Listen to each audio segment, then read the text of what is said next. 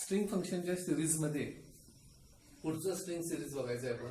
String function strcmp string compare, दोन string compare करून आपण त्या सेम आहेत का बघायचं. मग अॅरे मध्ये दॅट्स नॉट पॉसिबल. म्हणजे जर तुम्ही अॅरे एका अॅरे मध्ये जर घेतला आणि ते तुम्ही प्रत्येक पॉइंट सेम करायचा प्रयत्न केला, म्हणजे प्रत्येक एलिमेंट्स, म्हणजे फॉर एक्झाम्पल आपण एक्स मध्ये श्याम असं स्टोअर केला असेल तर तो ऑटोमॅटिकली बॅकस्लॅश 0 इथे टाकेल. वाय मध्ये सुद्धा आपण श्याम स्टोअर केलं. ठीक आहे. तर इथं आपल्याला काय होतं की हे आम्हाला x0 y0 इक्वल आहे का, हे इक्वल आहेत का, म्हणजे हे अॅरेचे नंबर कसे असणार आहेत, इंडेक्स नंबर अशा पद्धतीने असणार. ठीक आहे. And so on. तर आम्हाला काय करायला पाहिजे मॅन्युअली, तर हा अॅरे एलिमेंट आणि हा अॅरे एलिमेंट सेम आहे का असं चेक करावं लागेल. And that's a difficult task. So string.h provides us string compare strcmp. हे फंक्शन काय करतं, दोन स्ट्रिंग्स कम्पेअर करतं. दोन्ही स्ट्रिंग मध्ये अशा पद्धतीनं जे काही स्टोअर झालं असेल, इथं आपण एक्झाम्पल श्याम घेतलंय, तर यांची आस्कीची वजाबाकी केली जाते. याचा आस्की जो असेल त्यातनं ह्या एलिमेंट मधल्या कॅरेक्टरचा आस्कीची व्हॅल्यू वजा केली जाते. ठीक आहे. म्हणजे जर सेम असतील, हे सगळे आस्की जर सेम असतील, ह्या आस्की व्हॅल्यूज आणि आस्की व्हॅल्यूज सेम असतील, तर बेरीज वजाबाकी येईल 0 येईल.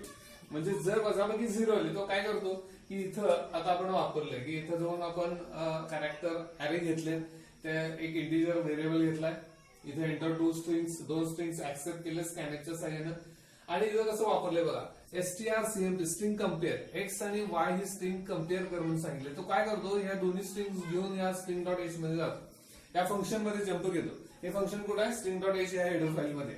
त्या ठिकाणी काय केलं जातं, तर डायरेक्टली त्यांच्या आस्कीची वजाबाकी केली जाते. जर दोन्ही मध्ये जर सेमच कॅरेक्टर असतील तर वजाबाकी किती येईल, 0 येईल. म्हणजे जर येणारं जे उत्तर आहे, जो तो परत रिटर्न करणार उत्तर आपल्याला जो परत पाठवणार, ते उत्तर जर के मध्ये स्टोअर झालं असेल आणि ते 0 असेल तर त्या काय असणार, इक्विव्हॅलंट असणार. ओके.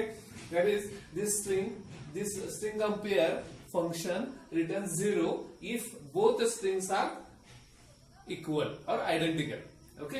आता इथे समजा हे एस स्मॉल आहे आणि हे एस किंवा हे एस असू राहते, हा ए कॅपिटल काढला असेल तर काय होईल, तर हा ए ची व्हॅल्यू आहे ह्या आस्कीची 97 आहे आणि हा 65, म्हणजे 32चा फरक आला. म्हणजे तुम्हाला इथे काय मिळणार, 32 होईल, के मध्ये व्हॅल्यू 32 होईल. तर असा काही फरक केला असेल त्यामुळं इथं जर 0 आला असेल तरच काय असणार, ह्या दोन स्ट्रिंग आयडेंटिकल असणार आहेत. अदरवाईज काय असेल ती वेगळी वजाबाकी तो इथे रिटर्न करेल, के ची व्हॅल्यू काय होईल, 0 पेक्षा वेगळी येईल. आता इथं काय केलं बघा, डबल इक्वल टू चिन्ह दिले. हे इक्विव्हॅलंट आहे, म्हणजे के ची व्हॅल्यू आणि 0 हे इक्वल आहेत का हे चेक केलं जातं. हे असाइनमेंट ऑपरेटर नाही, हे इक्वॅलिटी ऑपरेटर आहे. ओके. तर अशा पद्धतीने आपण काय केलं, दोन स्ट्रिंग्स ऍक्सेप्ट केल्या, त्या कम्पेअर केल्या आणि त्याच्यातून जे कम्पेअर हे फंक्शन कम्पेअर करून तुम्हाला व्हॅल्यू परत दिली, ती आम्ही के मध्ये स्टोअर केली.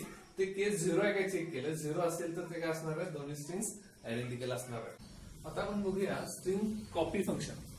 तिसऱ्या नंबरचं फंक्शन आहे. आपण पहिलं बघितलं स्ट्रिंग लेंथ, दुसरं बघितलं स्ट्रिंग कम्पेअर आणि त्याच सिरीज मधलं आहे स्ट्रिंग कॉपी फंक्शन.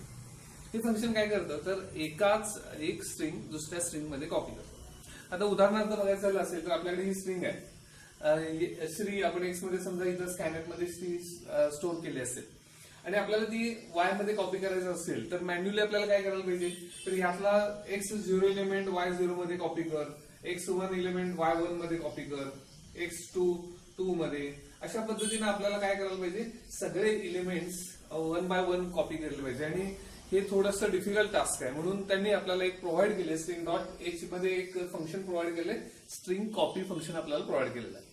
आता हे फंक्शन कसं वापरायचं आपण बघणार आहोत. इथं आपण काय घेतलंय बघा, इथं कॅर एक्स अँड वाय दोन कॅरेक्टर अॅरे घेतलेत. ठीक आहे. इथं काय आपल्याला इंटिजर व्हेरिएबलची गरज नाहीये. Print F enter a string, एक स्ट्रिंग आपण कीबोर्डवरनं ऍक्सेप्ट केली. इथं मी आउटपुट लिहिलं बघा, एंटर अ स्ट्रिंग, श्री नावाची स्ट्रिंग आपण टाईप केली कीबोर्डवरनं आणि ती मग आपण एंटर केल्यानंतर काय होते, ऑटोमॅटिकली अशी स्टोअर होते आणि शेवटी \0 हा आपोआप स्टोअर होतो. म्हणजे तो नल कॅरेक्टर, म्हणजे इथून पुढे स्ट्रिंग संपले हे कोण सांगतं, तर हे \0 सांगतं. तर ज्यावेळी तुम्ही इथं टाईप करता स्कॅनर मध्ये, ते अशा पद्धतीने श्री स्टोअर झालेलं आहे. आता आपल्याला ही काय करायची, इथं कॉपी करून घ्यायची. त्यासाठी आम्ही इथं फंक्शन वापरले strcpy स्ट्रिंग कॉपी. ठीक आहे. आता हे फंक्शन वर्किंग कसं करतं बघा, this is target and this is source string. ही टार्गेट स्ट्रिंग आहे, वाय ही आमची टार्गेट स्ट्रिंग आहे आणि एक आमचं सोर्स स्ट्रिंग आहे. तर सोर्स नंतर लिहायचं आहे, पहिला टार्गेट लिहायचं आहे. म्हणजे एक्स मधले कंटेंट्स वाय मध्ये कॉपी केले जातात. तर हे पण तसंच करतं. हे स्ट्रिंग कॉपी फंक्शन पुढे लिहिलंय, स्ट्रिंग डॉट एच मध्ये लिहिलंय. हे सगळे घेऊन इथं जातं, म्हणजे ह्याला आर्ग्युमेंट्स म्हणतात. हे आर्ग्युमेंट्स घेऊन या ठिकाणी जातं, ते ऑटोमॅटिकली कॉपी केलं जातं आणि आपल्याला मग काय होतं की सेम स्ट्रिंग इथं कॉपी झालेली मिळते. SHREE आणि \0. ठीक आहे, ऑटोमॅटिकली तो \0 स्टोअर करतो. म्हणजे स्ट्रिंग कॉपीने काय केलं, एक्स मधले कंटेंट्स वाय मध्ये स्टोअर केले. मग ते आपण प्रिंट केले. एक्स बरोबर श्री पण येईल आणि वाय बरोबर पण Shri. That means strcpy copies one string to another, that is source string into target string. ठीक आहे, अशा पद्धतीने आपण दुसरं फंक्शन बघितलंय. आता तिसरं फंक्शन आहे स्ट्रिंग कॅट. strcat कॉन्करंट असं म्हटलं जातं त्याला. तर ते काय केलं जातं, दोन स्ट्रिंग जॉईन केले जातात. ठीक आहे, आपण यामध्ये जरासा थोडासा बदल करूया. एंटर टू स्ट्रिंग्स मध्ये. ठीक आहे, आणि इथं दोन स्ट्रिंग्स ऍक्सेप्ट करूया, एक्स अँड वाय. ठीक आहे, आणि इथं थोडंसं उलट लिहितो मी, एक्स आणि वाय. म्हणजे एक्स पहिला कॉपी करतो आणि नंतर वाय कॉपी. एक्स पहिला लिहितो टार्गेट आणि वाय सोर्स घेतलेलं. ठीक आहे, माझी उलट होतं. आता बघा हे फंक्शन काय करतं, तर एक्स मध्ये समजा मी श्री टाकलं आणि दुसऱ्या स्ट्रिंग मध्ये मी गणेश टाकलं. दोन स्ट्रिंग आपण एंटर केले, एकामध्ये श्री टाईप एंटर केला, दुसऱ्यामध्ये गणेश एंटर केलं. तर हे स्ट्रिंग कॅट CAT हे फंक्शन काय करतं, तर कंटेंट ऑफ वाय चे कंटेंट काय करतं, एक्सच्या कंटेंटच्या पुढे कॉपी करतं. ठीक आहे, म्हणजे काय होतं, तर इथं आता आपलं सिच्युएशन कशी आहे, तर इथं आम्ही काय केलंय, गणेश टाईप केलं \0. ओके, तर अशी सिच्युएशन आहे. आम्ही फंक्शन वापरलं strcat. हे काय करतं, इथं हे शेवटी म्हणजे श्री नंतर इथं सलगच इथं तो कॉपी करतो.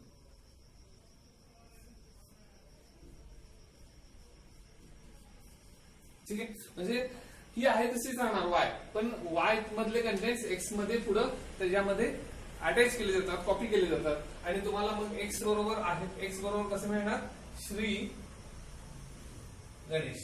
ठीक आहे, म्हणजे इथं सलग इथं स्पेस वगैरे येत नाही, तो सलग ती स्ट्रिंग त्याच्यासमोर जोडून घेतो. आणि वाय मात्र आहे तसं राहणार आहे. वाय तुमचं नुसतं गणेश होतं, ते गणेश तसंच राहणार. ठीक आहे, that is copies content of Y into X. Okay, that means join two strings. ही वाय ही काय केली त्यानं, कॉपी केली. म्हणजे कशा समोर गेली, आहे त्या स्ट्रिंगच्या समोर गेली, पहिली रिप्लेस केलेली नाहीये. तर पहिली आहे ती ठेवली, त्याच्या समोर जॉईन केली. ठीक आहे, म्हणजे पुढच्या ऍरेच्या पुढच्या रिकाम्या जागेमध्ये त्यानं वाय ही स्ट्रिंग कॉपी डाऊन केले. हे फंक्शन आपण कुठलं वापरलं, strcat. याच्यामध्ये काय होतं, एका एक्स मध्ये श्री होतं, वाय मध्ये गणेश होतं. तर आम्हाला हे फंक्शन वापरलं, स्ट्रिंग कॅट फंक्शन वापरल्यानंतर आम्हाला काय मिळालं, श्री गणेश. ठीक आहे, हे सलग मिळालं आणि वाय मात्र आहे तसंच राहिलं, कारण वाय. आता आपण पुढचं फंक्शन बघणार आहे strrev, स्ट्रिंग रिव्हर्स. यामध्ये काय करतोय, आपण एक स्ट्रिंग घेतोय आणि ती रिव्हर्स कॅरेक्टर ऑर्डर मध्ये आपल्याला डिस्प्ले करायची असेल. तर इथे फॉर एक्झाम्पल मी एक प्रोग्राम केलाय, त्याच्यामध्ये एंटर स्ट्रिंग एक्स मध्ये स्टोअर केले. इथं आउटपुट घेतलं, एंटर स्ट्रिंग श्री घेतलं. हे एक्स मध्ये स्टोअर झाले, SHREE \0 शेवटी स्टोअर झाले. ठीक आहे, त्यानंतर मी काय केलं, स्ट्रिंग कॉपी फंक्शन वापरले. बघा मग आपण जस्ट बघितलं, स्ट्रिंग कॉपी फंक्शन काय करतं, की एक्स मधले कंटेंट्स वाय मध्ये कॉपी करतं. मग सेम इथं एक्स मधले कंटेंट्स वाय मध्ये कॉपी करून ठेवले. ओके, आता स्ट्रिंग रिव्हर्स फंक्शन वापरलं strrev. हे काय करतं, की कॅरेक्टर ऑर्डर बदलतं, उलटी करतं. नेमकी म्हणजे लास्ट फर्स्ट वन मध्ये स्टोअर करतं. ठीक आहे, त्यामुळे आता वायचं कंटेंट्स कसे होणार आहेत, हे वायचे कंटेंट्स रिव्हर्स होणार आहेत. म्हणजे इथं अशा पद्धतीने होणार. ठीक आहे, म्हणजे हे श्री आहे, हे रिव्हर्स मध्ये आधी श्रीच होतं इथं स्टोअर, आपण ती वाय मध्ये कॉपी करून घेतली होती, ती रिव्हर्स केलेली. ठीक आहे, मी मुद्दामून असं दोन व्हेरिएबल्स घेतलेत, एक्स आणि वाय स्ट्रिंग व्हेरिएबल्स, कारण हे दाखवायचं की एक्स आम्ही श्री घेतलं होतं आणि ते वाय मध्ये स्टोअर केलं आणि वाय रिव्हर्स केलंय. strrev फंक्शन मध्ये आम्ही काय केलं, वाय मध्ये ती स्ट्रिंग रिव्हर्स केली. आता ती रिव्हर्स स्ट्रिंग आम्ही प्रिंट केली. इथं आम्ही प्रिंटफच्या साह्याने दोन्ही स्ट्रिंग प्रिंट केले. एक्स बरोबर श्री राहिलं आणि वाय बरोबर ERS रिव्हर्स. पुढचं फंक्शन बनणार आहे, म्हणजे आपण ही जे फंक्शन्स बघितले त्याचा वापर करून आपण एक स्ट्रिंग घेणार आहे आणि ही पॅलेंड्रम आहे की नाही, म्हणजे एक स्ट्रिंग घेणार आहे आणि ती जर रिव्हर्स केली तर ती सेम, दोन्ही सेम येतात का असं बघणार आहे. जसं मराठीत आपण डालडाचे उलट डालडाच. तसं आम्ही इंग्लिशमध्ये कॅरेक्टर्स उलटे घेऊन ते सेम असतील तर त्याला पॅलेंड्रियम म्हणतात. ठीक आहे, तर हा प्रोग्राम आम्ही सीज मधनं करणार आहे की एक स्ट्रिंग घेणार आहे आणि ती स्ट्रिंग पॅलेंड्रियम आहे की नाही चेक करणार. ओके, तर त्यासाठी आम्ही एक प्रोग्राम इथे घेतलाय स्ट्रिंग डॉट एच. इथे एक इंटिजर व्हेरिएबल असले, 2 कॅरेक्टर स्ट्रिंग्स घेतले, एंटर अ स्ट्रिंग. त्याच्यामध्ये मी समजा इथं एक्स मध्ये एखादी स्ट्रिंग ऍक्सेप्ट करून ठेवली. फॉर एक्झाम्पल इथं या केसमध्ये मी नितीन NITIN ही स्ट्रिंग घेतली. ती पुढे काय केले, वाय मध्ये कॉपी केले, STRCPY कॉपी केली, एक्स मधले कंटेंट्स वाय मध्ये कॉपी केले. ठीक आहे, आणि वाय रिव्हर्स केले बघा. म्हणजे वाय काय केले, वाय मध्ये हे कंटेंट्स कॉपी केले आणि त्यानंतर ते रिव्हर्स केले. म्हणजे इकडचं एन इकडं हे त्यानंतर आय इकडं केलं, ती इकडे घेतलं, आय शेवटी घेतलं आणि एन इथं घेतलं. ठीक आहे, म्हणजे रिव्हर्स कॅरेक्टर ऑर्डर केली. आता ह्या दोन्ही स्ट्रिंग्स इक्वल आहेत का बघितलं, इक्वल असतील तर ते काय असणार आहेत, पॅलेंड्रियम असणार आहेत. ठीक आहे, म्हणून आम्ही इथं स्ट्रिंग कम्पेअर केले, STRCMP स्ट्रिंग कम्पेअर. एक्स आणि वाय मध्ये कंटेंट सारखे आहेत का, सारखे असतील तर काय होणार आहे, के मध्ये 0 स्टोअर होणार आहे. That's function return 0 in K. Okay, आणि के जर 0 असेल तर त्या स्ट्रिंग काय असणार, पॅलेंड्रियम असणार आहेत. ठीक आहे, म्हणजे इथं आम्ही 3 फंक्शनचा वापर केलाय बघा. एक असा प्रोग्राम क्वेश्चन आमचा असा आहे की गिव्हन स्ट्रिंग इज पॅलेंड्रियम और नॉट पॅलेंड्रियम. ठीक आहे, तर आमच्या इथे गिव्हन स्ट्रिंग काय पॅलेंड्रियम असेल तर तेवढंच दिले, आम्ही नॉट पॅलेंड्रियम घेतलेलं नाहीये. फक्त पॅलेंड्रियम असेल तर मेसेज येणार आहे की गिव्हन स्ट्रिंग. एल्स आम्ही इथं म्हणू शकतो एल्स नॉट पॅलेंड्रियम. म्हणजे तुम्हाला जर नॉट पॅलेंड्रियम द्यायचे असेल तर एल्स मध्ये तुम्ही काय लिहाल, printf given string are not पॅलेंड्रियम.